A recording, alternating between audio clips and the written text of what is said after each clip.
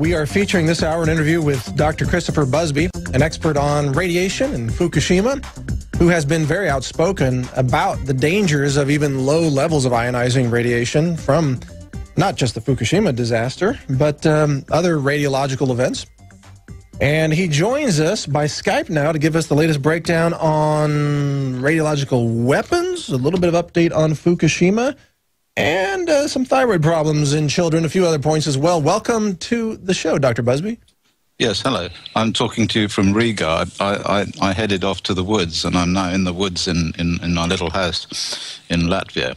Oh, really? And what I want to talk to you about, really, I mean, it's my main thing, but I'll just plug it again, is what I see as and what actually is the biggest human health public health scandal of all time, which is this release to the environment by scientists since 1945 of all these radioactive substances like strontium-90 and plutonium-239 and cesium-137 and all that. And this whole umbrella of this radiological public health scandal covers all of the things that I've researched in the last 20 years. Fukushima, Chernobyl, nuclear increases in childhood cancer near nuclear sites, contaminated sea.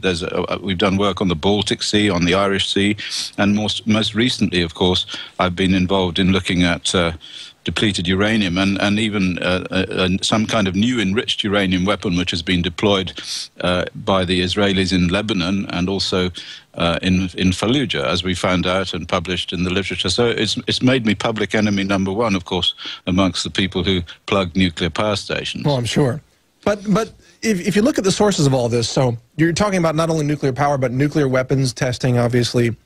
Do you get into nuclear medical exposure? Well, nuclear medical exposure is mostly external, and this is, and I think it's quite relevant for me to point out that it's not about low-level radiation. The argument is not about low-level radiation; it's about external and internal radiation, because actually, radiation is measured in various units, millisieverts and millirads, and these units relate to energy that's transferred to the human body. So it's a physics-based unit that is used. And the big problem is that it doesn't work for internal radionuclides. And I can briefly explain why. The transfer of external energy, like gamma rays, into the body is the same as sitting in front of the fire and heating yourself and warming yourself up. You can get so many joules per kilogram of your body in terms of heat energy. But you could get the same number of joules per kilogram into your body if you reached into the fire and you ate a hot coal. And that's a very reasonable analogy with the difference between standing somewhere where the radioactivity level is slightly higher. So you've got external radiation, like from an X-ray machine or something like that, which is actually not, it may be low-level radiation, but it's not a big deal.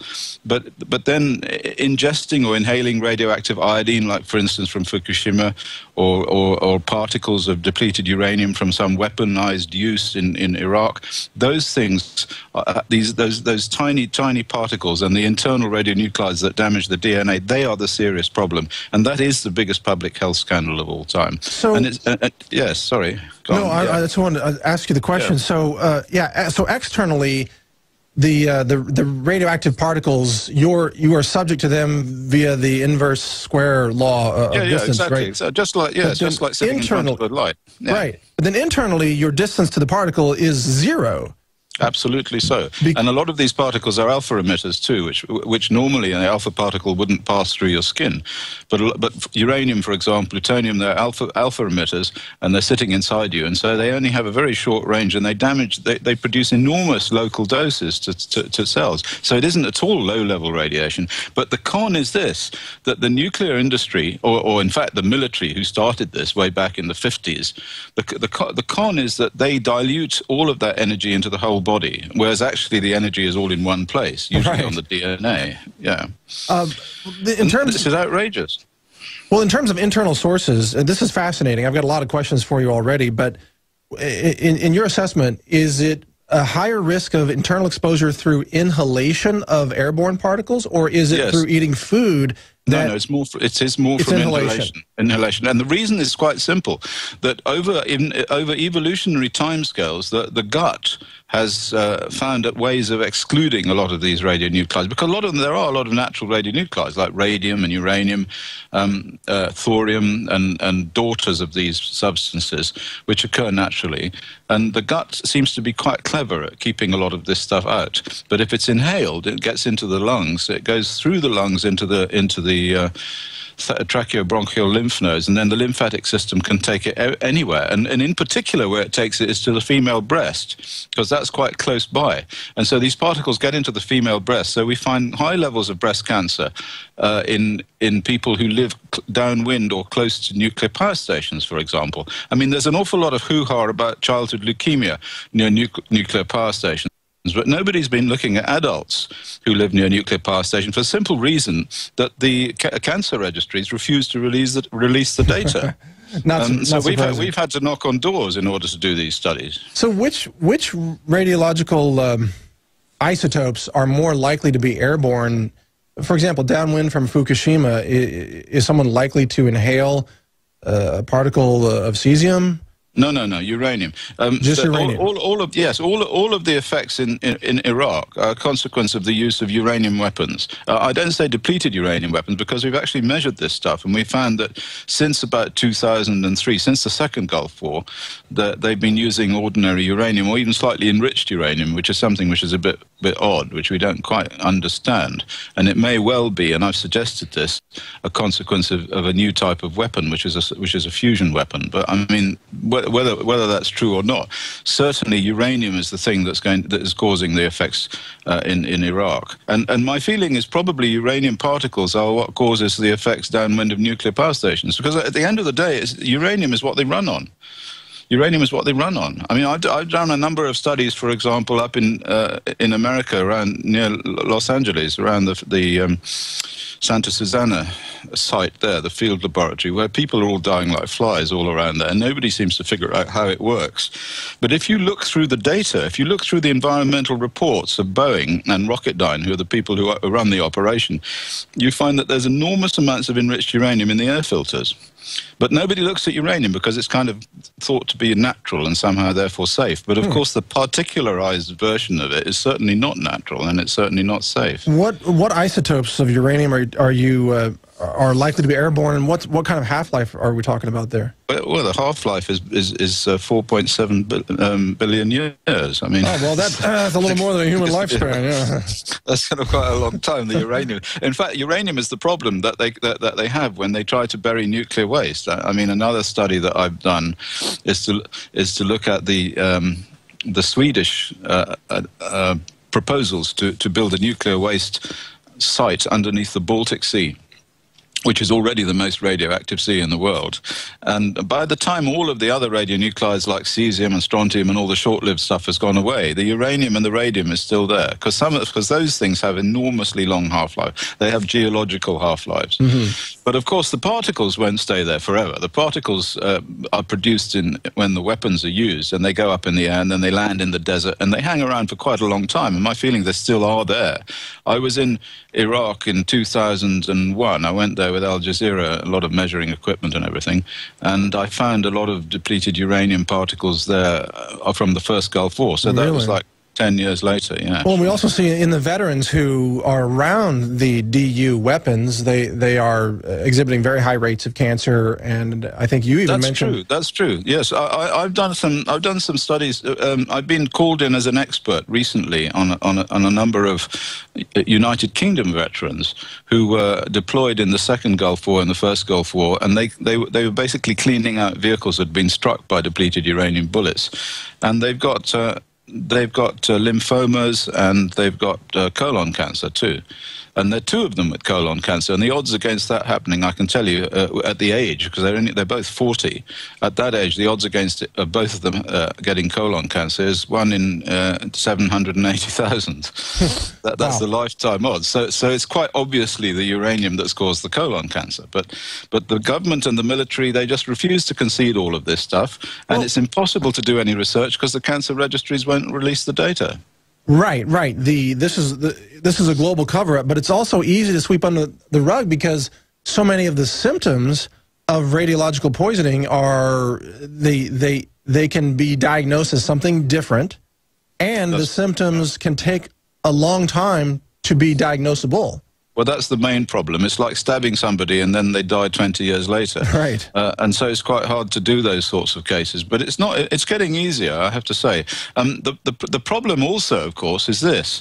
That in the last 10 years, we've realized a lot more about the way in which there's been a lot of research done, and this hasn't fed through into the people who regulate the limits and so on. But anyway, what we've found out is that radiation doesn't just give you cancer, it gives you heart attacks, it damages your children, it more or less increases the rate of just about every illness that there is. So it's a kind of premature aging. Yeah, like a stealth epidemic. Yeah. So if you're looking, I mean, for instance, if you want to do a study and you look for increases in cancer, you won't only find increases in cancer, and because of that, you don't find as high an increase in cancer as you might predict. And the reason is that people die of something else before they get cancer. Cancer's an old age. It's something that increases exponentially with age. We are going to take a quick break, but stay with us, folks. We're interviewing Dr. Chris Busby on radiation poisoning of our planet. This is the Alex Jones Show. We'll be right back after this break with more. I had tried everything. I'd cut back the amount of food I was eating. I was lifting weights and jogging, but nothing was working.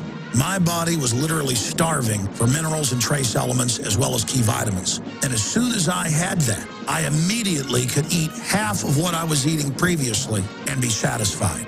Now, there are hundreds of great products at InfoWarsTeam.com, but I want to point out the 3 that have helped me lose 37 pounds in just 2 months. Products like Beyond Tangy Tangerine, Pollen Burst, and Rebound. When I started taking the Tangy Tangerine and other products every day, I lost more than 37 pounds in just 2 months. Now that's results. I want to challenge my listeners to go to InfoWarsTeam.com and to order just 3 of their products, and you will see the changes in the way you look, feel, and in your appetite almost immediately. Start your journey to health and wellness today. InfoWarsTeam.com.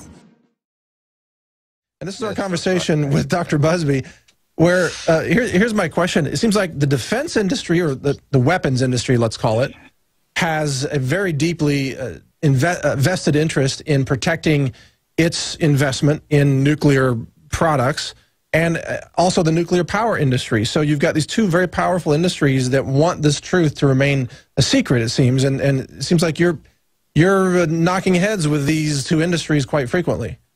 Yes, that's right. Actually, in the 50s is when it really got bad, and that's when it all started, because they wanted to, like as you say, they wanted to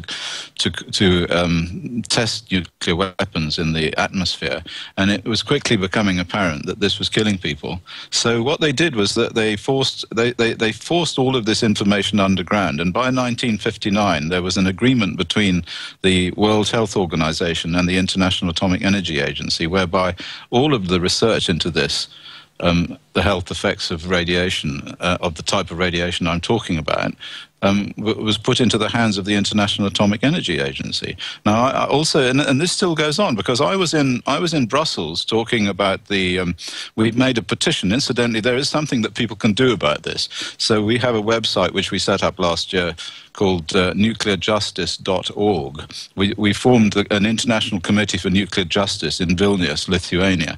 And so this is people can get in touch with us. There are petitions that can be used based on human rights. Anyway, my point is, I went to Brussels to make an intervention on behalf of the Green group of the European Parliament.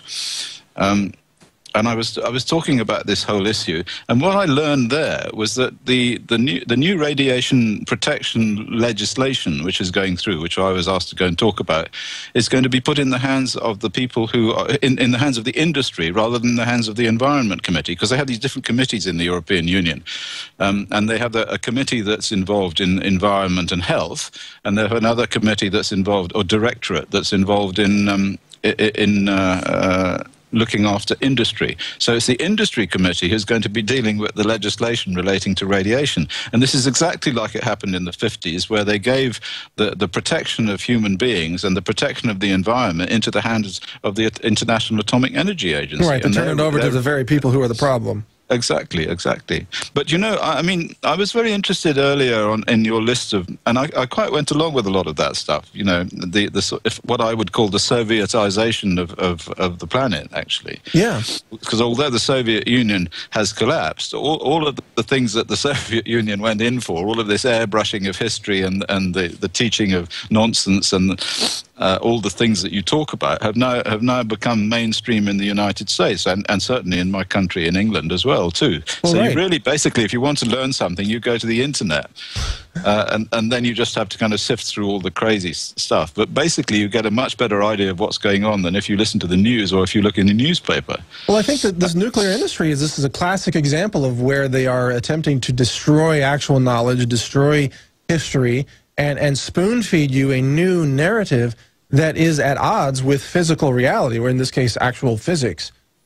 Yeah, well, the thing, I've thought a lot about this, and I've concluded that, I mean, because you have to either think, well, they're just bad people or evil or something, and you then have to think, how can they possibly go in for all of this nonsense? So, and then you can say, well, they might have a lot of money, people give them money in brown envelopes and all this, and there's probably a bit of that happens as well. But my feeling is that it's a way of looking at the world, and this way of looking at the world arrived in the last century with science itself. And in some way, science itself, especially physics, actually, physicists seem to be able to believe stuff that everybody thinks is manifest nonsense, and they can somehow control the way in which the world works by saying, well, look, we're much cleverer than you are, and you have to listen to what we say because we can do mathematics and you can't. Yeah, and most of the people, and like the politicians who are all stupid anyway, you know, or most of them, they're desperate to show that they're as clever as the physicists. See? So it's kind of Dr. Busby, stay with us. We got to go to a quick break here, but stay with us, and we'll have a long segment with you afterwards. ProPure is introducing Pro One. All of your filtration in one system, portable, on the go. This is the Pro One by ProPure. You wanted it, you got it. No more do you have 2 or 3 filters to just reduce sodium fluoride. You have a system that cuts out the sodium fluoride and up to 95% of hydrofluorosilicic acid. Advanced manufacturing technology combines silver-impregnated white ceramic with new Aquamedics advanced media for removal of fluoride and other heavy metals, all in one filter element. It cuts out the acid derivative of fluoride. It is the only one that does it, and out of the gates, we have it discounted at 10% off with promo code WATER. This is the only system that in one unit helps reduce or remove pesticides, herbicides, chloramines, ammonia, and chlorine, hydrofluorosilicic acid, the most common form of fluoride not covered by other fluoride filter brands, and sodium hexafluorosilicate. This is a revolution against the tyrants. They love putting the toxic acid base of fluoride into your water. They love the fact that it's an adjuvant supercharging the trace Prozac in the water and the hormones and the other chemicals. By cutting out fluoride, you cut out the turbocharger in all the poison being artificially introduced into your body. This is what I use. It's a win-win. You get a high-quality product at the lowest price. You support the InfoWar. Get your ProPure with the new Pro One filters today at InfoWarsStore.com or by calling 888-253-3139. Just before the break, Dr. Busby mentioned that there are some, let's say, fundamental themes of conventional science that he believes are not legitimate, or I'm paraphrasing. But I'd like to ask you about that, Dr. Busby. What are the things about modern science that you think need to be questioned? Well, I think the problem is that science became a very, very powerful machine from when it began, probably in about the 15th century, and it was based on empirical evidence. So what happened is that rather than just come out and say this is so because the church teaches that it's so, let's have a look and see whether it works. And so they do an experiment, and the experiment would show whatever it showed. And very often that would be something that wasn't expected, and they would have to rejig the whole understanding of reality to fit in with experimental work. Yes. And you remember Galileo. Galileo was challenged by the Inquisition because he said that there were the moons of Jupiter, and in the Bertolt Brecht play of Galileo, he actually shows the inquisitors through his telescope the moons of Jupiter, and they say, as I recall, they say, well, this must be a very uncertain machine, and we don't really believe in this machine if it shows something that cannot exist. Right? So well, anyway, the point is that that's exactly the situation we have now. We have, for example, many studies that show that there's an increase in childhood leukemia around nuclear sites, but the radiation risk organizations, the United Nations Scientific Committee, in the United States, the various committees there, NRC and so on, and the International Committee on Radiological Protection, which was based in Sweden, is now based in Canada. These committees are controlling the understanding of the health effects of radiation, and they continue to act exactly like the Inquisition. They say, yes, well, these childhood leukemias cannot exist because we know that they cannot exist because our formulae say that they cannot exist, and that's the situation we're in now. That's exactly it. I've talked about this as well. The scientific method is predicated on the idea that you must assess all the available evidence and then sort it out. You can't filter selectively the evidence that you don't like because it disagrees with your preconceived notion of what the theory is. But that's right. What we see. Well, there are two philosophical rules here. There's the rules of induction and the rules of deduction. So what they say is that they know how much cancer is caused by radiation on the basis of experiments that have been done on the survivors of the Hiroshima bomb. Okay, and that was all external radiation, and it was a very big dose. And therefore, on the basis of that theory, this is a formula, this is an equation, okay? Mathematics, we're back to mathematics. On the basis of this mathematical equation, it's impossible that these children, the nuclear sites, could have their cancers or as a consequence of radiation. And the same thing happens with Fukushima. We have the World Health Organization now came out with a big document recently that said that the effects of the Fukushima accident, because the doses were so small, are not even going to be measurable. And in the middle of all this, people are having 40% increase in that 40% of the children tested have got thyroid nodules. People are just falling down dead all over the place, and there's lots of evidence that they're covering it all up. So, and this is exactly like Galileo. This is a failure of science itself. In many ways, I agree with you. In many ways, modern science has become the new dogmatic church that science originally fought against, because we're supposed to be based on actual evidence. I remember having a conversation recently with a physicist just about the table of elements, and I asked about mercury and how toxic was mercury, and he spelled it out for me. Oh, this is extremely toxic, a potent neurotoxin, toxic to biology at many different levels. And then I asked him, I said, well, so what do you think about injecting children with trace amounts of mercury? And he said, no, that's extremely dangerous, should never be done, it's not human. I said, well, what about injecting a child with a vaccine? And he said, oh, well, it's okay in that case. Yeah, I know. Well, the problem, I have to blame Einstein for this, because if you go back far enough, what you find is that in Victorian science was generally understood. It was like common sense. But then round about the 1920s, between 1905, when they came out with special relativity, through to about 1930, the whole thing was turned on its head, and suddenly we had to believe stuff that was manifestly impossible. And the people who went to the top of of the lists who said these things were the mathematical physicists. And if you look in government now, if you look in the UK government, you look in American government, you look all over the place, you look in the European Union, you find that the people who are the advisors, the senior advisor to government, are always mathematical physicists. And those are people who can believe virtually anything. Now, somebody should point out to them that they appear to have lost 95% of the universe as a result of their the dark matter question. You know? Right. Exactly so. You know, yes. And we have to believe these guys when they tell us that these radiation effects are harmless. When in fact we see in front of in every study that we do that people are dying all over the place. Well, how about it's terrible when they say they've discovered the God particle, but all it is a statistical anomaly. It's not. First of all, it's not a particle, and it's not God, and it's a statistical.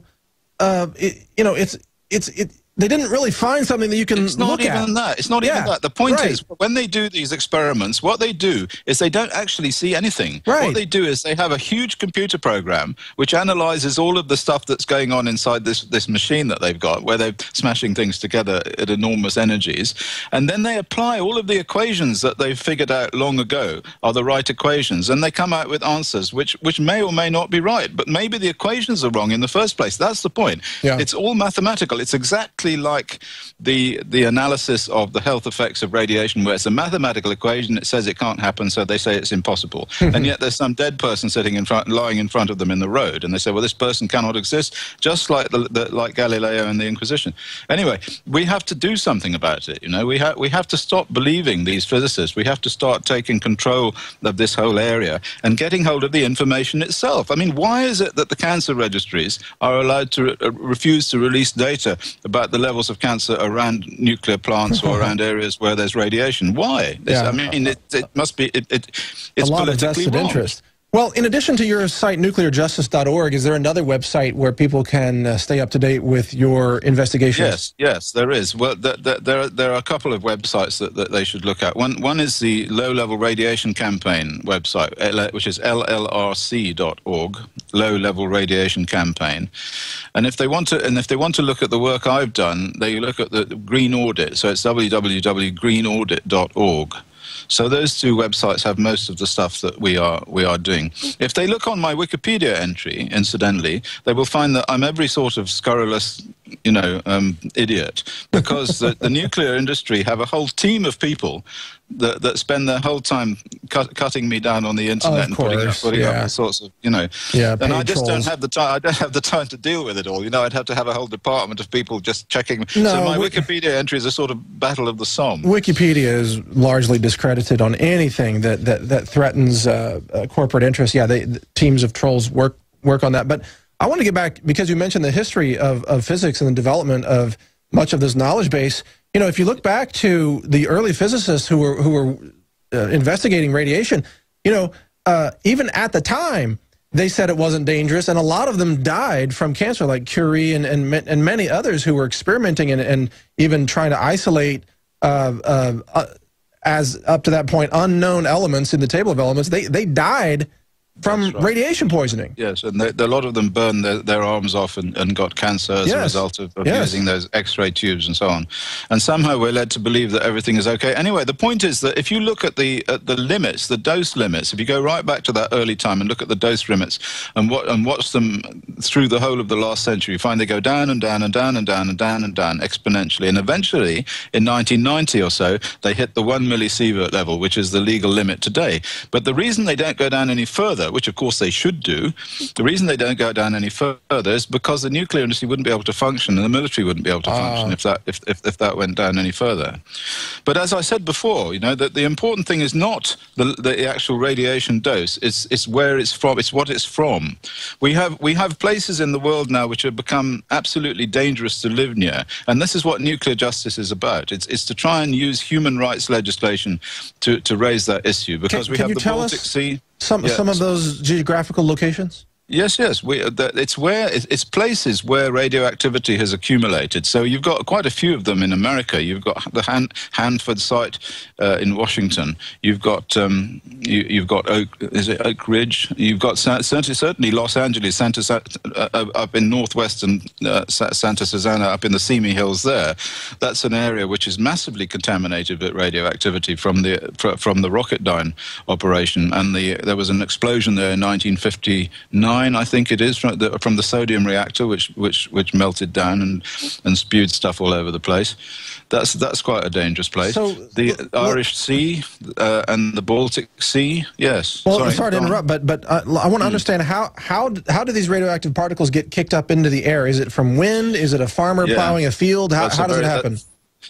Well, all of those things. But actually, if we were to go to, for instance, the Los Angeles one, it's caused by disturbing the soil. So what they've been doing there since about 1995 to 2005, they were knocking down buildings and remediating the land and trucking a lot of this stuff out on trucks. And of course, it just generated vast amounts of dust. Actually, farmers, for example, if you take farmers, the highest rates of leukemia and lymphoma in terms of occupations are from farmers, because of course they plough up the fields, and that's got all the weapons fallout on them. Then the other very interesting one, which is certainly going to affect people in Japan, is what's called sea-to-land transfer. If you dump all this radionuclide stuff into the sea, what happens is it adheres to the surface. It adsorbs on the surface of clays and fine particles. And so when the waves crash into the beach and you get those white horses, those bubbles turn inside out and they force this stuff up into the air. And there's this phenomenon called sea-to-land transfer, which is quite well described in the literature. I mean, people have measured plutonium by distance from the sea in the Irish Sea, and basically people living within about 1 kilometer from the sea get a much higher level of cancer. And I've done studies that show that, and that's why, because they inhale this stuff from the sea-to-land transfer, and that's going to affect people all along the east coast of Japan. It certainly affects people in the Irish Sea, where Sellafield releases this stuff into the Irish Sea, and it will affect people in the Baltic Sea too, from studies. Dr. Busby, is there a handheld radiation detection device that a consumer could use to determine whether such particles are airborne near them? No. Not really, no. Not sensitive enough? No, because it's for the same reason that I said that what the handheld radiation detector does, no matter how sensitive it is it measures dose. So it can only average over the size of the machine that's being used. You see? And so these little particles wouldn't have any effect on that. I mean, there are ways in which you can deal with it, but they're a bit complicated. You have to get sticky filters. So you put up some sellotape on a piece of paper, and then it sticks to the sellotape, and then you can put a plastic on there called CR39, and then you can see the tracks or you can put photographic film as well. And in fact, a colleague of mine in America, in the United States, looked at some of the dust from Fukushima and was able to image these particles quite easily. Well, it seems critical, really, for especially people living near these areas that you identify as possibly having high levels of latent radioactive particles, to be able to have some kind of a device or something they can purchase to determine whether they're safe. I agree with you. But basically there isn't anything. I mean, all you can do is you can bulk this stuff. So what you can do is you can look at vehicle air filters, for example, which is what I did in Fukushima. I got a lot of Japanese people to send me the filters from their motor cars, and then what we did is we measured in bulk. We measured the concentrations of material in those filters. And one filter I got sent by a lady in central Tokyo. So she was living in an apartment which was 300 meters from the Tokyo Tower, and she sent me her air conditioning filter, which was inside the room that she lived in. So it was inside. It just circulated air inside the room, and there was about 120,000 becquerels per kilogram of cesium in that filter. There was a lot of uranium-235, uranium-238. There was lead-210, which nobody had detected. Obviously, a lot of lead-210 was coming out of Fukushima. So that was quite, and I put up a video on YouTube about that. It's quite a scary business, because this is Tokyo, population 36 million. Yeah, and the really scary thing is that your lungs are the filter. I mean, if you're walking around breathing in that area, you are accumulating all that in your lungs. That's your whole point.